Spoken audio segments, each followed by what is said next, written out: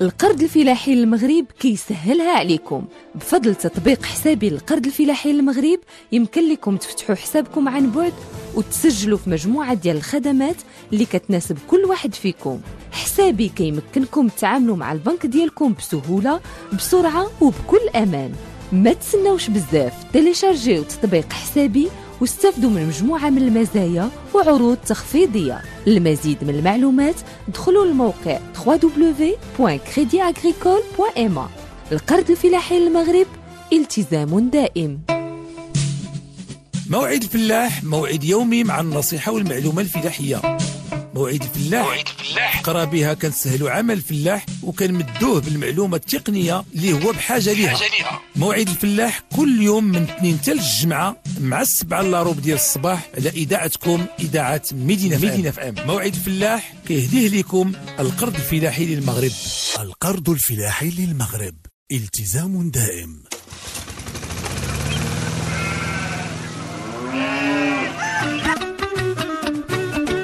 ودابا مع خوتنا الفلاحة نقدموا لكم موعد الفلاح. موعد الفلاح كيهديه لكم القرض الفلاحي للمغرب. القرض الفلاحي للمغرب، التزام دائم.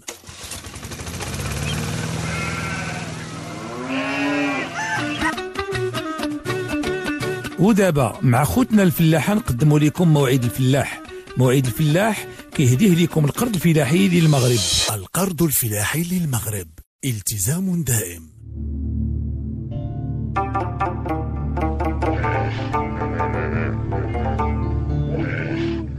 خوتي خواتاتي الفلاحة، أهلا ومرحبا بكم في حلقة جديدة من برنامجكم موعد الفلاح. اليوم إن شاء الله غنتكلموا على الأهمية ديال النباتات العطرية والطبية بالمغرب. خوتي خواتاتي الفلاحة، المغرب كينتج سنويا حوالي 140 ألف طن من هذه النباتات، واللي كتحظى باهتمام متزايد الاستعمالات ديالها في عدة مجالات، منها الطب التقليدي، مستحضرات التجميل، حفظ التغذية واستخراج الزيوت الأساسية. المغرب كيحتل كذلك المرتبة 12 عالميا على المستوى ديال التصدير ب 52 ألف طن من الأعشاب و5000 طن من الزيوت اللي كتوجه بالأساس لأوروبا وأمريكا. وأهم المنتوجات المصدرة هي الخروب، إكليل الجبل، الزعتر، زيت الأرغان، الزيوت الأساسية والورود. وتم وضع استراتيجية كتروم تشجيع البحث العلمي والتنموي في قطاعات النباتات الطبية والعطرية من خلال الحفاظ على الموارد الطبيعية والاستدامة ديالها عبر برامج بحوث كتهم التدجين والزراعة. وكتهدف هذه الاستراتيجية المستمدة من القانون 111/12 المتعلق بإحداث وكالة خاصة بالمنتوجات إلى إنجاز مواضيع بحثية كتستجب لانشغالات المصنعين، فضلا عن العمل على نقل قطاع النباتات الطبية والعطرية من القطاع المصدر المواد الخام إلى قطاع مصنع حديث ذي قيمة مضافة كيرتكز على الجوانب الطبية والعلاجية ومجالات العطور ومستحضرات التجميل والنظافة والأطعمة الوظيفية وكذا الزراعة البيولوجية.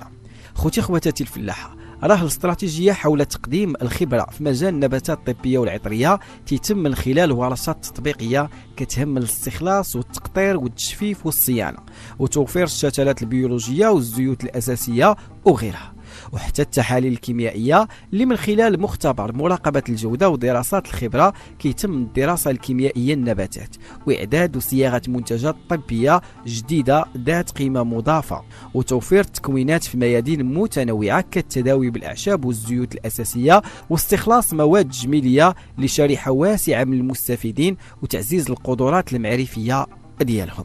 خوتي خواتاتي الفلاحة، حلقتنا اليوم من برنامج موعد الفلاح سالات، خليتكم على خير.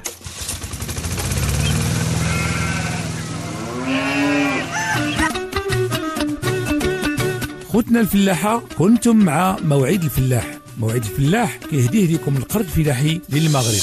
القرض الفلاحي للمغرب، التزام دائم. القرض الفلاحي للمغرب كيسهلها عليكم. بفضل تطبيق حسابي للقرض الفلاحي للمغرب يمكن لكم تفتحوا حسابكم عن بعد وتسجلوا في مجموعة ديال الخدمات اللي كتناسب كل واحد فيكم. حسابي كيمكنكم تعاملوا مع البنك ديالكم بسهولة، بسرعة وبكل أمان.